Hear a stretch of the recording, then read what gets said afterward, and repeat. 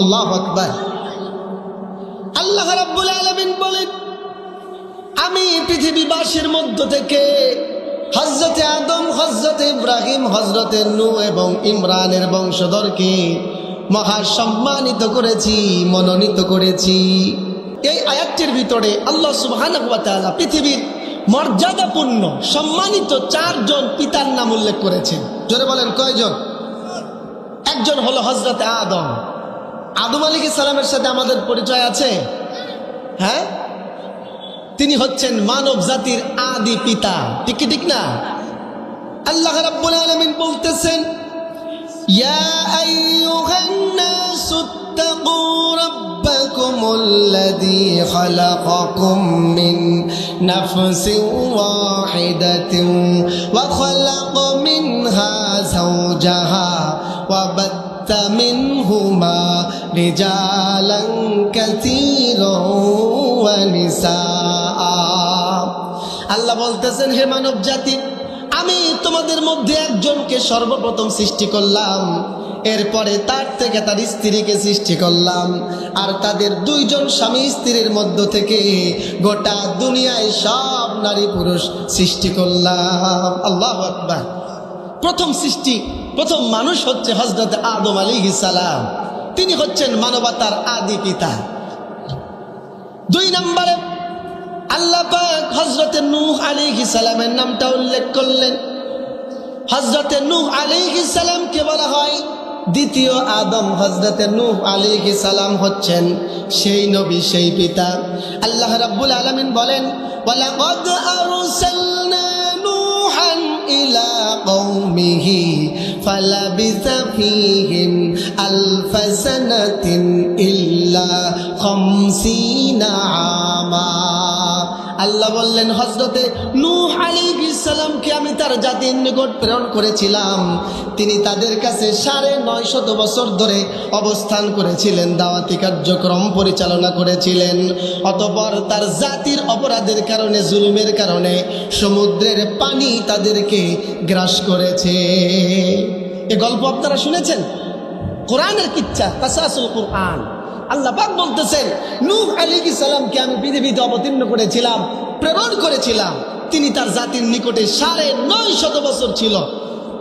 950 বছর দাওয়াতি কার্যক্রম পরিচালনা করার পরে মুফাসসিরে কিরাম বর্ণনা করেন, মাত্র ইসলাম গ্রহণ করেছিল 80 জন। কয়জন? কথা বলেন, সভাপতি সাহেব বলেন। 80। 950 বছরের কালেমার দাওয়াতে ইসলাম গ্রহণ করল মাত্র 80 জন। আল্লাহ পাক তাদের উপরে রাগান্বিত হলেন। আল্লাহ বলেন, ফাখাযাহুমুত তুফান ওয়া হুম যালিমুন। অতঃপর আমি সমুদ্রকে অর্ডার করলাম, প্লাবন দিয়ে তাদেরকে ধ্বংস করে দিল, সমুদ্রের পানি তাদেরকে গ্রাস করল। এই যে নূহ আলাইহিস সালামের জাতির ধ্বংসের পরে শুধুমাত্র 80 জন মুসলমান।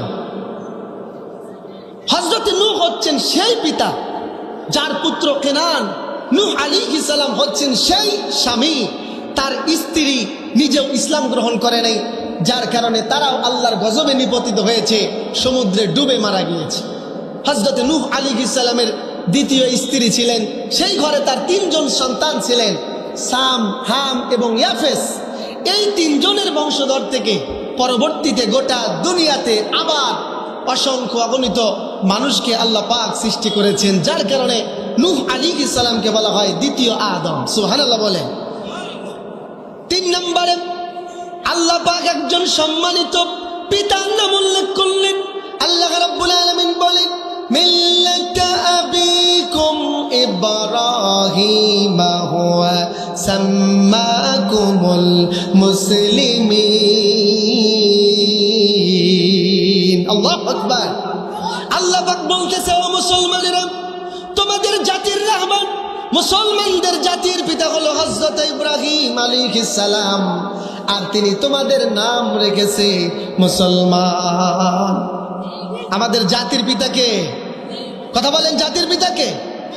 শেখ মুজিব।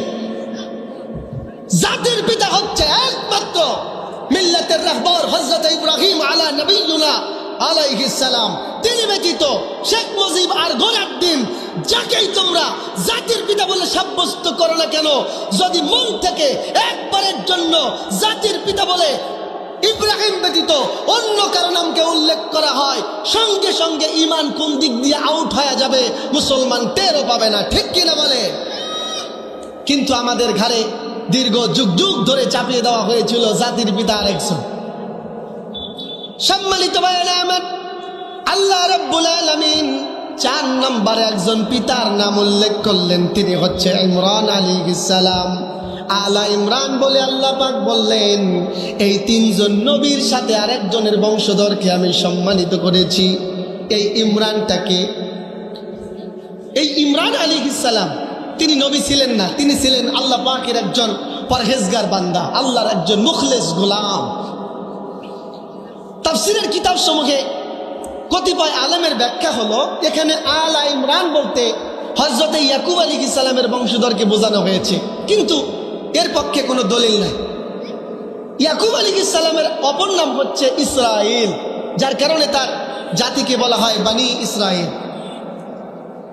কোরআনুল কারীমের দলিলের উপর ভিত্তি করে বলা যায় আলা ইমরান, ইমরানের বংশধর বলতে এখানে ওই ইমরানকে বোঝানো হয়েছে যে ইমরান ছিল হযরত ঈসা আলাইহিস সালামের সম্মানিতা আম্মা জান হযরত মারইয়াম আলাইহিস সালামের সম্মানিত পিতা। যার প্রমাণ হচ্ছে সূরাতুত তাহরীমের 12 নম্বর আয়াত, এবং আমি যে সূরা আজকে তেলাওয়াত করেছি আপনাদের সামনে, সূরাতুল আলে ইমরান, এই সূরার 35 নম্বর আয়াত। আল্লাহ রাব্বুল আলামিন বলতেছেন, وَإِذْ قَالَتِ امْرَأَتُ عِمْرَانَ رَبِّ إِنِّي نَذَرْتُ لَكَ مَا فِي بَطْنِي مُحَرَّرًا فَتَقَبَّلْ مِنِّي إِنَّكَ أَنْتَ السَّمِيعُ الْعَلِيمُ। আল্লাহু আকবার। এই আয়াতের ভিতরে হযরত ইমরান আলাইহিস সালামের নাম উল্লেখ করলেন।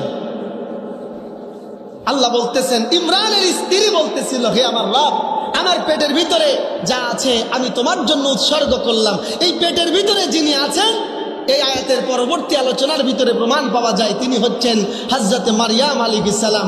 আর মারইয়াম আলাইহিস সালামের পেট থেকেই জন্মগ্রহণ করেছে নবী হযরত ঈসা আলাইহিস সালাম। সুতরাং আলে ইমরান বলতে এখানে হযরত মারইয়াম আলাইহিস সালামের পিতা ইমরানকে উল্লেখ করা হয়েছে।